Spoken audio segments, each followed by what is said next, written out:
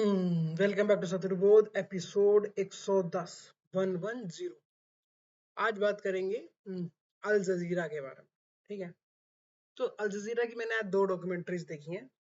ठीक है, अब दोनों डॉक्यूमेंट्रीज के बारे में थोड़ा थोड़ा बात करेंगे। ठीक है, इसमें एक डॉक्यूमेंट्री थी डिप्लोमैट्स फॉर सेल।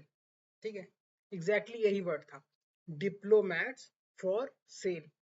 फिर उसने एंटीगुआ कैरेबियन में, मतलब जो जो मतलब समझ लीजिए जिन जिन जिन टापुओं की पॉपुलेशन जो है 10 लाख नहीं है, 15 लाख नहीं है, उन टापुओं को जो है अल जजीरा, जो कि कतर का न्यूज चैनल है, इस बात को हमेशा ध्यान रखना चाहिए कि उस न्यूज चैनल की जो डॉक्यूमेंट्री आई है उसको फंड कौन कर रहा है, उसके पीछे की जो एजेंसी है जो उसको, जैसे बीबीसी है ना, बीबीसी लंदन उसको जो है वो करेगा। अगर बीबीसी कोई पॉजिटिव रिपोर्ट करता है और नेगेटिव रिपोर्ट करता है तो कहीं ना कहीं उसको लंदन की सरकार का जो है वो एक से है कि हाँ तुम कर सकते हो। ठीक है, और आप इस बात को हमेशा देखिएगा। जैसे मान लीजिए नेपाल की बात कर लीजिए, आजकल नेपाल भी बड़ा चर्चा में है। नेपाल जो है वो भारत की बुराई तब तक कर सकता है जब तक भारत रिटेलिएट नहीं कर रहा है ना। भारत कभी, सॉरी, नेपाल कभी चाइना की बुराई नहीं करेगा, क्योंकि चाइना भयंकर रिटेलिएट करता है। अमेरिका की बुराई नहीं करेगा, है ना, सीआईए वाले आ जाएंगे। फिर लंदन की बुराई नहीं करेगा, है ना, वो किसी छोटे देश को ढूंढेगा जिसकी वो बुराई कर सकता है, या फिर भारत जैसे देश की बुराई करेगा जो जो अपने पड़ोसी से करी हुई बातों को सह जाए, है ना। अगर भारत एक अमेरिका जैसा देश होता ना तो वो नेपाल भी मेक्सिको की तरह दब के रहता उससे, है ना? ये मैं क्यों कह रहा हूँ, मतलब थोड़ा सा ये माइट इज राइट वाला है कि जिसकी लाठी उसकी भैंस, लेकिन भारत के कैरेक्टर में भी ये बातें हैं और अमेरिका के कैरेक्टर में भी वो बातें हैं और कतर के कैरेक्टर में भी वो बातें हैं। ठीक है, तो फिर उन्होंने डिप्लोमेट्स फॉर सेल। तो आपको डिसाइड करना होता है कि आप कितने बड़े अपोनेंट के खिलाफ जो है वो अपनी बात आप रख सकते हो।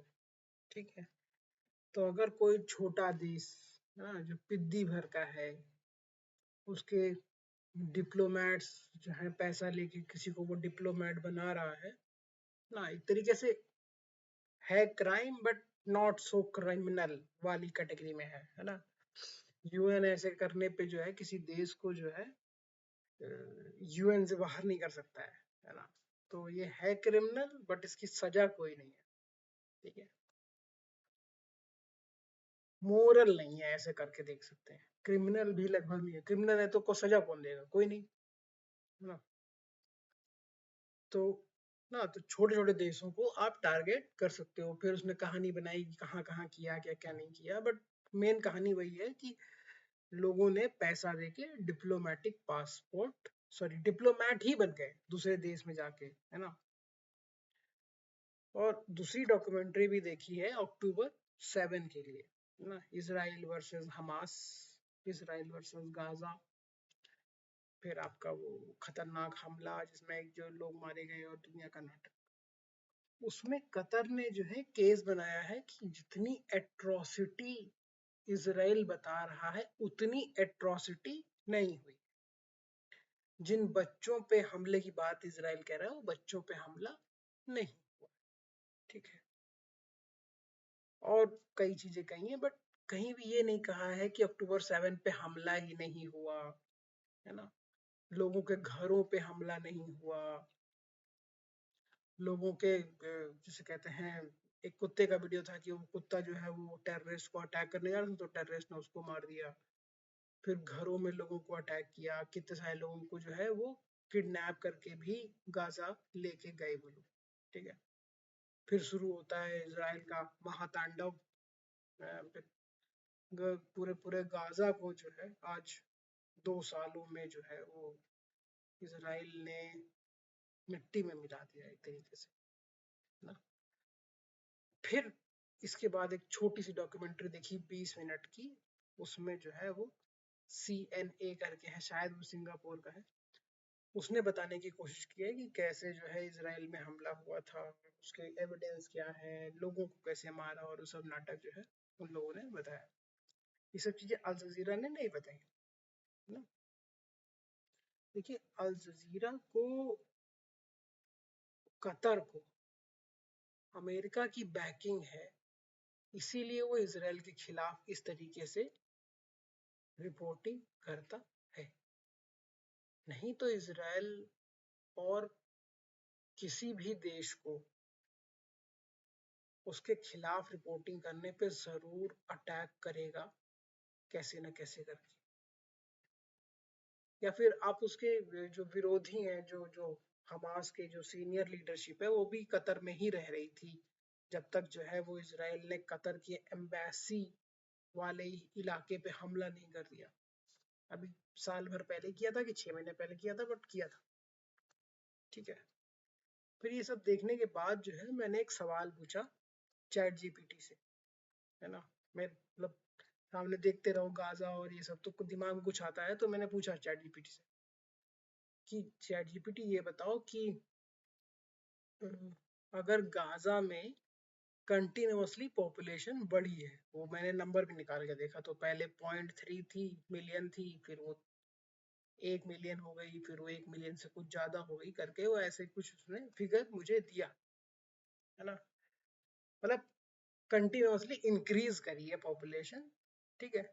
और अगर उसका कंपैरिजन किया जाए तो बांग्लादेश और पाकिस्तान में जो हिंदू पॉपुलेशन है वो डिक्रीज करी है। Same is true for Kashmir. Bharat के कश्मीर में भी जो हिंदू पॉपुलेशन थी वो कश्मीर साइड में, वो कंटिन्यूसली डिक्रीज करी है ना। तो फिर चैट जीपीटी ने कहा कि हाँ हाँ सही आप कह रहे हो, बट उनका कारण ये है कि उनका फर्टिलिटी रेट ज्यादा है। मतलब गाजा की औरतें जो है वो ऑन एन एवरेज 3.61 बेबीज जो है वो को जिनको जन्म देती हैं। और इसका इम्प्लीकेशन ये है कि बांग्लादेश के हिंदुओं ने और पाकिस्तान के हिंदुओं ने इतने बच्चे पैदा नहीं किए। ठीक है।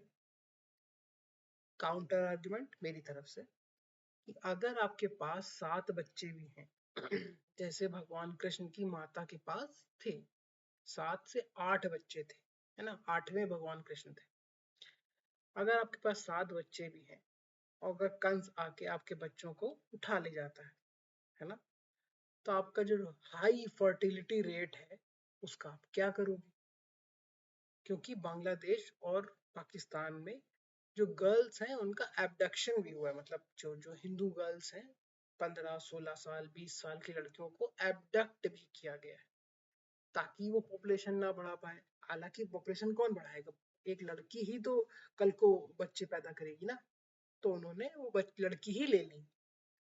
तो इजराइल अगर इतना क्रूर है, इतना खराब है और इतना वो है, तो क्या पाकिस्तान और बांग्लादेश के लोग इजराइल से भी ज्यादा खराब है? क्योंकि देखिए लोग तो सब जगह एक जैसे ही होते हैं, है ना। एक एक बाप जो है उसकी बिटिया, एक बाप मतलब अपनी फैमिली के लिए रिस्पॉन्सिबल होता है। बिटिया एक परिवार का खजाना होती है, थोड़ी वल्नरेबल होती है ना। तो क्या इजराइल और पाकिस्तान और बांग्लादेश की तुलना हो सकती है? क्या ये एक सही तुलना है ना?